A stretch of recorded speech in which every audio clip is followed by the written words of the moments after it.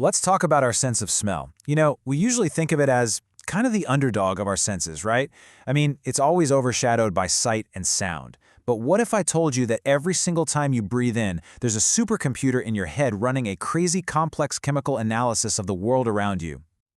Yeah, it's a super common idea. We hear about bloodhounds and their amazing noses, and we just assume we're, not even in the same league. But it turns out, science is telling us we've been seriously underestimating a huge part of our own biology. That's not an exaggeration. The human olfactory system is not some primitive leftover from our evolutionary past. No way. It is an incredibly sophisticated chemical detection engine. And in this explainer, we're going to pull back the curtain and see exactly how it all works. So here's the thing you've got to understand. Smelling isn't just about noticing an odor. It's about your brain actively building this detailed, almost high-resolution map of the invisible chemical world that you are living in every single second of the day.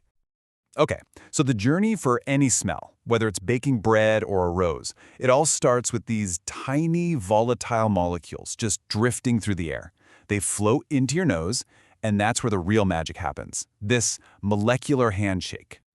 So get this, inside your nose, you have around 400 different types of these olfactory receptors. And you might be thinking, wait, only 400? How on earth can that tiny number detect the millions, maybe even trillions, of different smells out there? Well, the answer is just its genius in its simplicity. Think about it like language. In English, we only have 26 letters, but with those 26 letters, we can create hundreds of thousands of words. Your sense of smell does the exact same thing, just with molecules. It's an incredible strategy called combinatorial coding. And this really nails it. See, a single scent molecule doesn't just trigger one receptor. No, it triggers a very specific combination of them.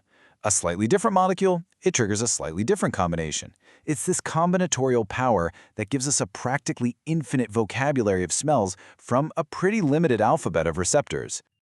Okay, so the receptors in the nose have done their job. They've detected the molecules. But that's just step one. Now that combination of signals has to get to the brain so it can be turned into something we actually recognize. And this is where the brain creates its own chemical map. And this journey happens in a flash. The molecule binds to a receptor, which makes a special neuron fire off an electrical signal. That signal then zips to a very specific spot in the brain's olfactory bulb called a glomerulus. That glomerulus lights up, and a unique pattern starts to form. You can think of these glomeruli as the brain's perfect little sorting stations. It's amazing. Each station only accepts signals from one type of receptor. So it's taking this potentially chaotic mess of information coming in, and it's organizing it into a super clean, coherent pattern. And that pattern of activated glomeruli, that's the whole ballgame. For every single smell you've ever encountered, your brain creates a totally distinct neural fingerprint, a chemical map. The smell of fresh-cut grass creates one map. The smell of gasoline creates a completely different one. So the brain has this beautiful, complex map. But, a map isn't very useful if you can't read it, right? So how does the brain translate that raw pattern into the rich experience of a smell, an experience that is so powerfully connected to our memories and our emotions? And this is the secret. Unlike every other sense you have, sight, sound, touch, which all route their signals to a kind of relay station called the thalamus, smell has a direct, unfiltered hotline straight to the brain's emotion and memory centers. We're talking the amygdala and the hippocampus. That's why one little whiff of something can instantly zap you back 20 years. From those emotion centers, the signal moves on to the piriform cortex, which works like this incredible association machine. It learns to group different chemical maps together, creating these broad categories that we can actually understand, like floral or fruity or smoky. It's literally building concepts out of pure chemistry. And what about really complex smells like coffee or a forest after it rains? Those are made of hundreds of different molecules. Well, the brain doesn't bother analyzing every single one. Instead, it perceives the whole mixture as one single unified thing.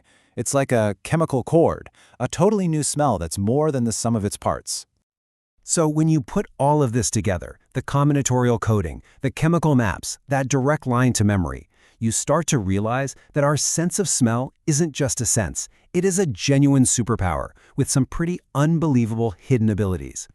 I mean, just think about this for a second. Your olfactory neurons are one of the very few types in your body that actually regenerate your entire life. Your nose is your first line of defense. It's detecting invisible dangers like gas leaks or spoiled food. It might even pick up on subtle chemical signs of illness, and it plays this huge subconscious role in our social lives and how we connect with people. And the truly amazing part? This whole system is plastic. It can change. By consciously paying attention to smells, experts like perfumers or wine tasters, they actually physically change their brains. They literally reorganize their brain's maps to become more sensitive and selective. You can train your nose. So, when it all comes down to it, that's what's happening every moment of your life. Your nose is this living, breathing instrument that is constantly performing this incredible act of translation. It's turning the invisible chemistry all around us into the rich, emotional, and unforgettable language of the brain. So the next time you step outside or walk into a coffee shop or hug someone, just pause for a second. Pay attention to that supercomputer.